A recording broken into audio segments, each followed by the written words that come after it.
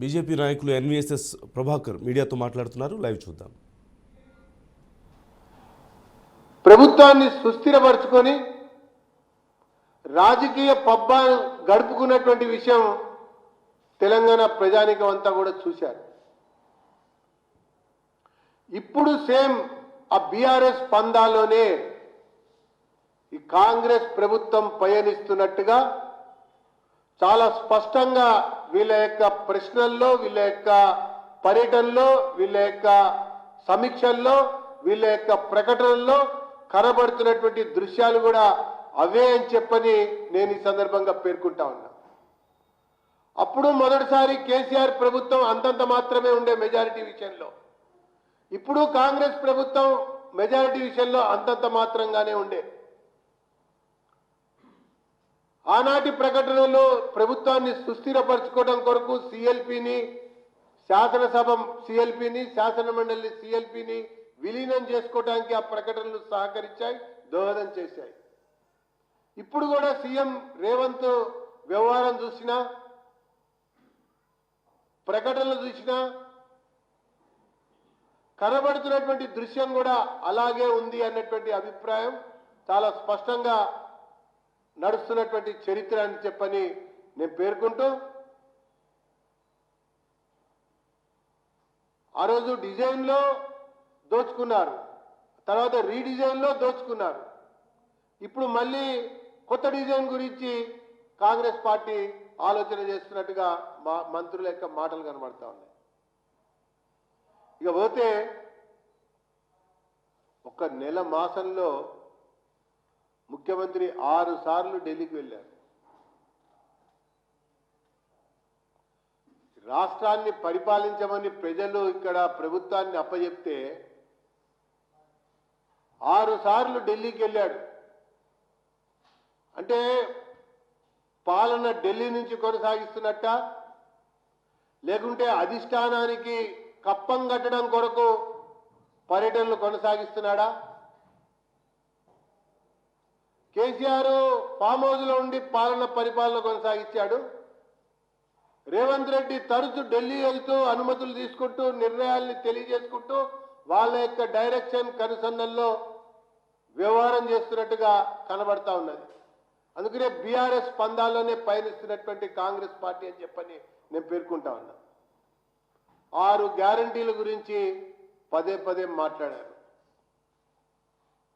ఆ గ్యారంటీలే మాకు అధికారాన్ని అప్పగించాయని కూడా పేర్కొన్నారు. ఈ గ్యారంటీల అమలు కొరకు తెలంగాణ ప్రజానికం అందరినీ కూడా లైన్లలో రోజుల తరబడి నిలబెట్టారు. ప్రజల్ని లైన్లలో రోజుల తరబట్టి నిలబెట్టి కాంట్రాక్టర్లని, ఏజెంట్లని, సప్లయర్స్ని లైన్లోకి తెచ్చుకున్నటువంటి మంత్రులు మరొక వైపున మనకు కనబడ్డటువంటి దృశ్యం అని చెప్పని నేను పేర్కొంటా ఉన్నా. కొత్తగా రేషన్ కార్డులు కావాలని ప్రజలు కోరుకుంటా ఉంటే ఉన్న రేషన్ కార్డులను ఎట్లా తీసేయాలని ప్రభుత్వం ఆలోచిస్తా ఉన్నది. ఒక్క రేషన్ కార్డును తీయటానికి ప్రయత్నం చేస్తే భారతీయ జనతా పార్టీ పెద్ద ఎత్తున ఉద్యమం చేస్తుందని చెప్పని నేను ఈ సందర్భంగా హెచ్చరిస్తా ఉన్నా. ఇక పోతే ఉచిత ప్రయాణం, మహిళల కోసం ఉచిత ప్రయాణం వచ్చిన 2 రోజుల్లోనే 2 గ్యారంటీలు అమలు అని చెప్పని చాలా గొప్పలు చెప్పారు. రాష్ట్రంలో గ్రామ పంచాయతీలు లేదా తెలంగాణ రాష్ట్రంలో ఉన్నటువంటి గ్రామాల సంఖ్య తీసుకుంటే 12,769 గ్రామాలు ఉన్నాయి. దాంట్లో రెవెన్యూ విలేజెస్కి వెళ్తే 10,434 రెవెన్యూ గ్రామాలు ఉన్నాయి.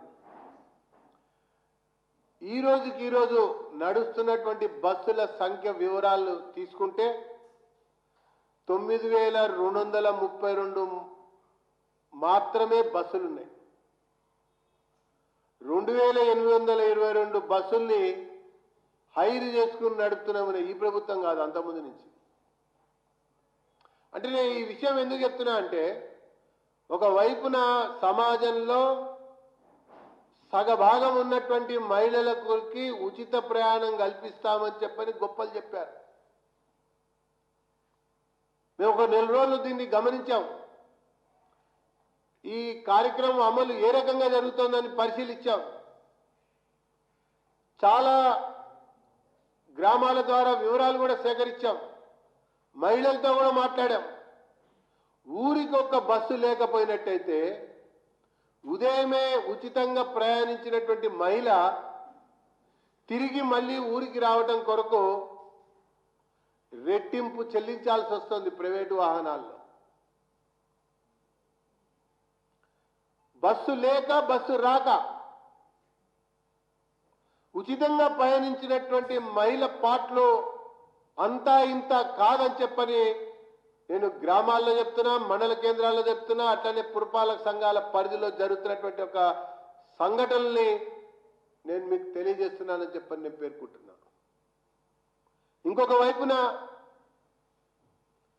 పాఠశాల విద్యార్థినులు, కళాశాల విద్యార్థినులు, విశ్వవిద్యాలయ విద్యార్థినులు, అటు పాఠశాలలకి ఇటు కళాశాలలకి